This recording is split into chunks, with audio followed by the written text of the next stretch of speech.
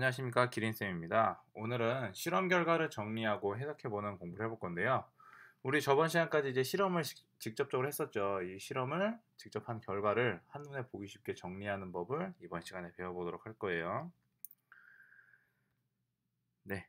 저번 시간에 배운 것을 한번 보겠습니다. 저번 시간에는 여러분들이 실험을 다 했었어요. 그래서 실험을 총 4번 했을 때 못을 자석에 붙여 넣었던 것은 평균적으로 핀이 5개가 붙었었고, 못을 자석으로 문질렀던 것은 평균적으로 4개가 붙었습니다.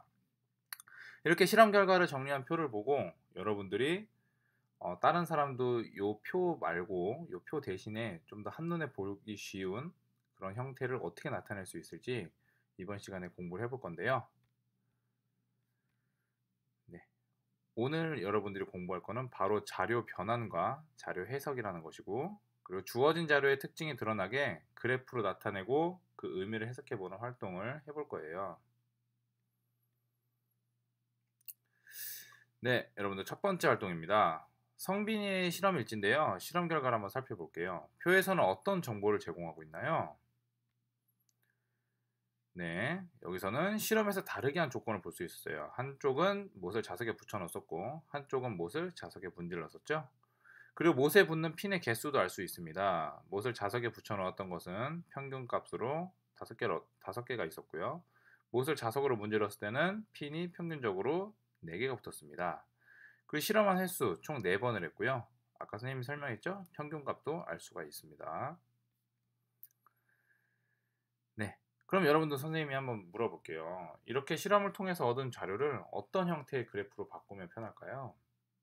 네, 그래프는 여러 가지가 있겠죠. 원 그래프도 있고, 띠 그래프도 있고, 막대 그래프도 있고, 여러 개가 있겠죠. 자, 그러면 이 실험은 어떤 그래프가 가장 편할까요? 네, 막대 그래프로 나타내어 보면 결과를 쉽게 비교할 수가 있습니다. 네, 여러분들 실험 관찰 한번 볼게요. 실험 결과를 기록한 표를 보고 그래프의 가로축에 무엇을 나타내면 좋을까요? 그래프는 가로와 그리고 세로가 이렇게 있어요. 그럼 이 가로축엔 도대체 무엇을 나타내면 될까요? 네, 그래프의 가로축에는 실험에서 다르게 한 조건인 실험 방법을 나타내면 됩니다. 즉, 못을 자석에 붙여 놓았던 거와 못을 자석으로 문지르는 방법을 쓰면 되는 거예요. 그럼 여러분들 세로축에는 무엇을 쓰면 좋겠습니까? 네, 핀의 개수를 쓰면 되겠죠. 그래서 핀 한 개를 한 칸으로 구분해서 표현하면 편할 거예요. 이런 것들을 실제로 그려보면요. 네, 이런 식으로 이제 나타낼 수 있는데요.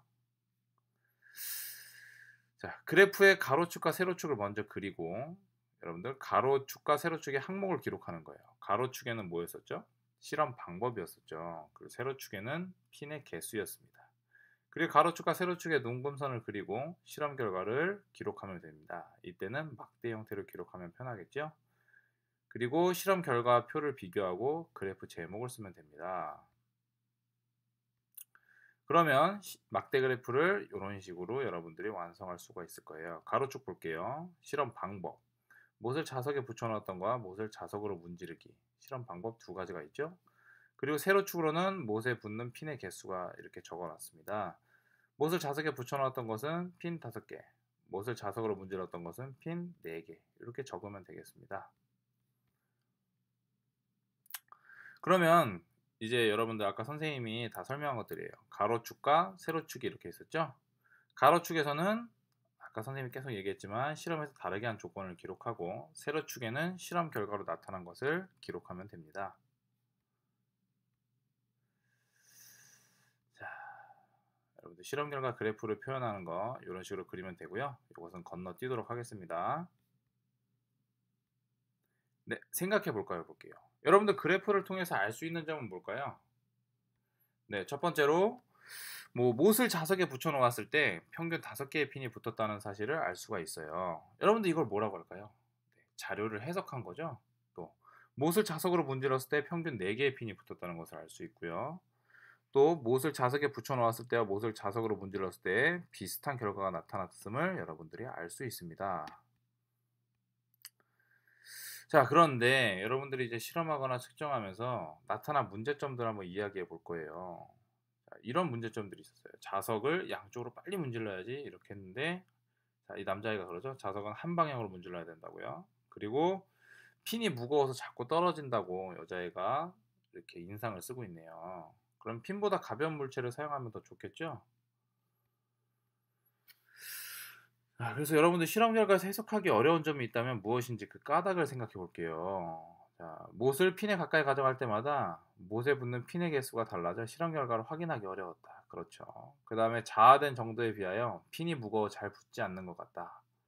그리고 핀 한 개의 무게가 너무 무거워 차이를 정확히 구분하기 힘든 것 같다. 사실 뭐 5개 붙었고 뭐 4개 붙었고 뭐 그렇게 차이가 극명하게 나타나지가 않죠. 그리고 실험 횟수가 적은 것 같다. 4번 실험을 했는데 실험은 많이 할수록 보다 더 정교한 결과를 얻을 수가 있습니다. 그럼 실험 과정에서 이러한 아까 나타난 문제점들을 고치려면 어떻게 하면 될까요? 네, 핀 대신에 철가루와 같은 것을 사용하면 좋겠죠. 그리고 실험 횟수를 늘리면 좋을 것 같고요.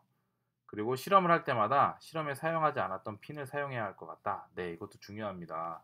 한번 사용했던 핀을 계속 사용하면 아무래도 신뢰성이 좀 떨어질 수도 있겠죠. 네, 오늘 여러분들이 선생님이랑 같이 공부한 건 자료 변환과 자료 해석이었어요. 자료 변환은 말 그대로 그래프로 나타내는 거예요. 여기서는 막대 그래프를 사용했었죠. 그래서 실험 결과를 한눈에 비교하기 쉽게 여러 가지 형태로 바꾸는 게 바로 자료 변환입니다. 네, 그래서 자료 변환은 이런 것들이 있어요. 그래프, 그림, 흐름도, 도식이 있는데 뭐 식물 같은 것은 그림이 편할 것 같고요. 그 다음에 도식은 어떤 뭐 그 열의 이동이나 이런 것들을 나타내면 좋겠고요. 흐름도는 뭐 전기, 회로도 아니면 뭐 이렇게 뭐가 만들어지는 과정 등을 흐름도로 나타내면 좋고요. 그리고 대부분 여러분들이 실험에서 얻은 결과값들은 보통 그래프로 해서 나타내게 됩니다. 네, 아까 자료 변환을 공부했으면요. 이번엔 자료 해석인데요. 여러분들 자료 해석은 실험 결과의 의미를 찾아보고 그 자료들 사이의 관계나 규칙을 알아보는 과정이 자료 해석이에요. 아까 막대 그래프에서 뭐 어느 쪽이 뭐 얼만큼 더 붙었는지 여러분들이 결과를 해석하고 알았잖아요. 그런 것들이 바로 자료 해석입니다. 자료 해석을 할 때는 관점이 두 개인데 일단 전체적으로는 일반적인 특징을 찾는 것이 중요하고요. 그 다음에 부분적으로는 규칙을 벗어나는 값이 있을 때 그 까닭을 해석하면 조금 더 자료 해석할 때 있어 보이겠죠. 네, 활동 4를 보겠습니다. 활동 4는 실험 결과에서 여러분들이 다른 사람과 차이가 나타날 때도 있을 거예요.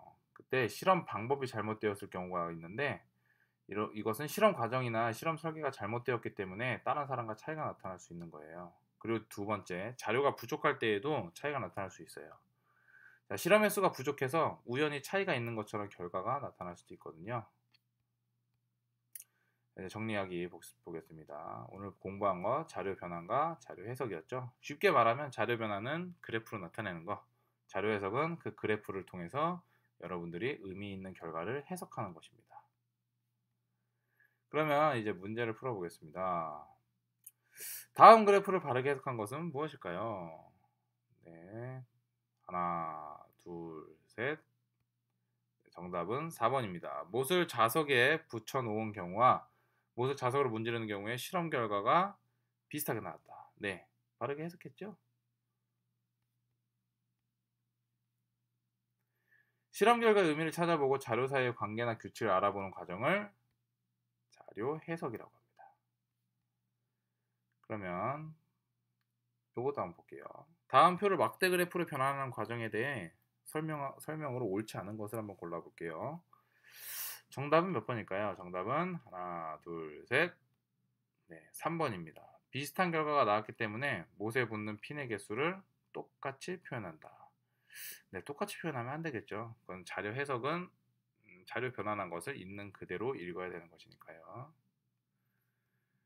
네, 선생님이랑 같이 이제 공부를 또 오늘 또 했는데요. 다음 시간은 이제 통합탐구의 마지막이에요. 결론 내리기입니다. 수고하셨고요. 다음 시간에 또 보도록 하겠습니다.